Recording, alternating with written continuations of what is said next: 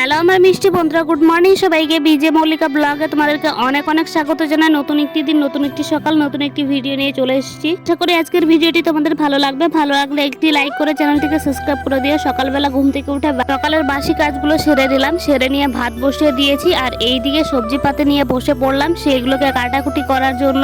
সবজি পাতি কাটা হতে না কিন্তু এইদিকে আমার ভাতটা হয়ে গেছে, তো সেটাকে আগে নামিয়ে নিলাম। নামিয়ে এইদিকে কড়াইও বসিয়ে দিলাম গরম হতে। এই যে এই দেখো, এটা কেটে নিয়েছি আলুটা না ভীষণই ছোট ছোট, অনেকক্ষণ লাগলো আলুটা ছুলতে। আর এইদিকে কেটে নিয়েছি পটল অনেকখানি। এবার ভাতটাকে উপর দিতে হবে, তাই নিচে ভাতটাকে আগে উপর দিয়ে দিলাম। আর কড়াইয়ের মধ্যে কিন্তু জল দিলাম কারণ একটু আলু দেবো সেদ্ধ করতে।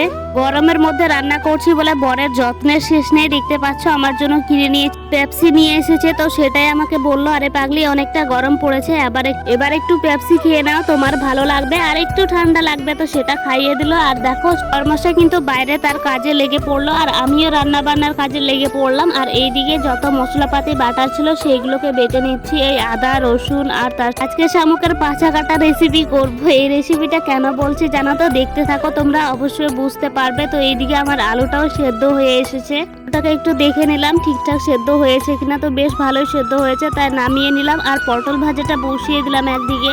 তোমাদেরকে বললাম না পাছা কাটা রেসিপি, সেটা হচ্ছে শামুকের রেসিপি। আমরা তো শামুক বলে থাকি, তোমরা কি নামে চেনো ঠিক জিনিসটাকে অবশ্যই তোমরা কমেন্ট করে জানাবে। রান্নাটা না হয় পরে দেখাচ্ছি, আগে তার উপকারিতা বলে দিই তোমাদেরকে। এটা হচ্ছে চোখের জন্য ভীষণই উপকারী। যারা চোখে কম দেখে তারা যদি এটা কন্টিনিউ কিছুদিন খেতে থাকে অবশ্যই তাদের চোখের প্রবলেমটা অনেকটা হলেও ঠিক হয়ে যাবে। যা যা লাগবে পটল পেঁয়াজ রসুন যা যা লাগবে সমস্ত কিছু তো দেখতে পেলে যে কেটে কুটে রেখেছি। আর তোমাদেরকে দেখিয়েছিলাম যে পাপড় আমি রোদে দিয়েছিলাম, তো সেটা তো তোমাদেরকে শেয়ার করা হয়নি যে ঠিক কেমনটা হয়েছে। দেখো বেশ ভালো হয়েছে, খেতে তো ভীষণই ভালো ছিল। তো চলো রান্না বান্নাগুলো একদিক থেকে টুকটুক করে করতে থাকি। আগে পাপড়টাকে ভেজে তুলে পটলটাকে এখন ভালো করে ভেজে নেব।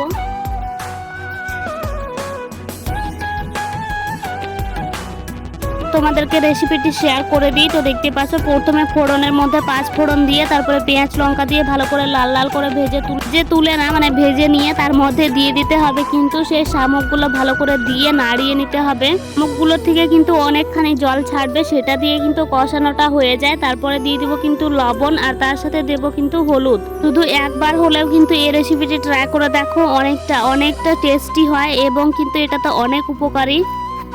কিন্তু একদিকে ওই যে বলেছিলাম আগে যে আমি আলু সেদ্ধ করে রেখেছি, সেটা কিন্তু এই রান্নার জন্যই আমি আলুটা সেদ্ধ করে রেখেছিলাম। এই যে দেখো এইদিকে আলুটাকে ভালো করে চটকে মেখে নিলাম। আর এই যে মশলার মধ্যে নিয়ে নিলাম যেটা আমি বেটে রেখেছিলাম আদা রসুন আর তার সাথে জিরে বাটা। এবার মশলাটা দিয়ে ভালো করে কষিয়ে নিতে হবে একেবারে।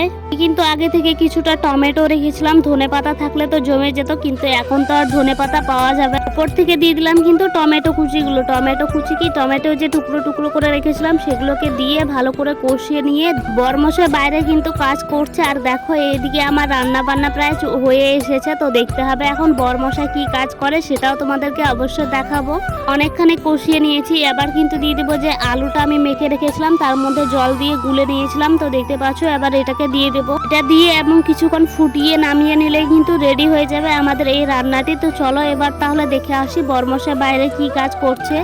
তো এই যে দেখো, এই যে বাইরে যে দেখতে পাচ্ছ বেড়াটা, এটা বাঁধা হয়ে গেছে অনেক আগেই। আর এইদিকে দেখো আর এক সাইডে যে দেখলে ফাঁকা হয়ে আছে, ওই সাইডের বেড়াটা এখন বাঁধছে। তবে যাই বলো না কেন বরমশাই কিন্তু অনেক গুণী, সমস্ত কাজ কিন্তু সে পারে। তো দেখতেই পাচ্ছ নিজের থেকে এখানে বেড়া বাঁধছে। আগেও কিন্তু বেড়া ছিল, কিন্তু আগের বেড়াটা তো দেখতেই পেলে তোমরা ছিঁড়ে ফেটে একাকার অবস্থা হয়ে গেছে। আগে হয়তো দেখিয়েছিলাম তোমাদেরকে। বরমশাইকে বললাম যে তুমি স্নানে যাও, খাওয়া দাওয়া করে তারপরে না হয় কাজটা করো। সে শুনে কার কথা, সে বলে যে আগে কাজ তারপরে খাওয়া দাওয়া হবে। তো এইদিকে দেখো এসে দেখি আমার রান্নাটা প্রায় হয়ে এসেছে। আর এই যে এইরকমটা ঠিক দেখতে হয়েছে, দেখেই তো ভীষণ লোভনীয় লাগছে, খেতে তো ভীষণই টেস্টি হয়। রান্নাটা আমি দেখেছি তুমি যেমনই রান্না করো না কেন খেতে কিন্তু ভীষণই ভালো হয়। আর এটার না অনেক রেসিপি আছে, তোমরা যদি দেখতে চাও অবশ্যই কমেন্ট করে জানাবে, শেয়ার করব।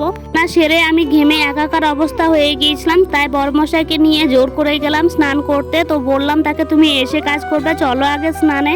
থেকে এসে কর্তাগিন্নি দুজন মিলে কিন্তু এখন খেতে বসে পড়েছি। আর এইদিকে দেখো সাদা ভাত, তার সাথে এই যে পাঁপড় ভাজা, পটল ভাজা, আর এই যে আজকের বিশেষ আকর্ষণীয় দেখতে পাচ্ছ গুগলি বলো বা যাই বলো না কেন, তোমরা কি বলো ঠিক কমেন্ট করে জানাবে তোমরা। আর এইদিকে কর্তা মশাই গিয়েছিল জল আনতে, জল নিয়ে এসেছে। দুজনের জন্য কিন্তু নিয়ে নিলাম ভাত দুটি থালার মধ্যে। এখন বসে পড়তে হবে খেতে। তো চলো আমরা খেয়ে নিই তাহলে এবার। এইদিকে বরমশাইকে না খাইয়ে, বা বরমশাই তো আমাকে না খাইয়ে কখনো খাবেন না, তো আমাকে খাইয়ে দিল, আমিও খাইয়ে দিলাম। তো চলো তাহলে তোমরাও চ্যানেলটি সাবস্ক্রাইব করে দিও, ভিডিওটিতে একটি লাইক করে চ্যানেলটিকে সাবস্ক্রাইব করে আমার পরিবারের একজন হয়ে যাও। আর আজকের ভিডিওটি এখানে শেষ করছি। ভালো থেকো, সুস্থ থেকো, চলো টাটা, দেখা হচ্ছে নেক্সট ভিডিওতে।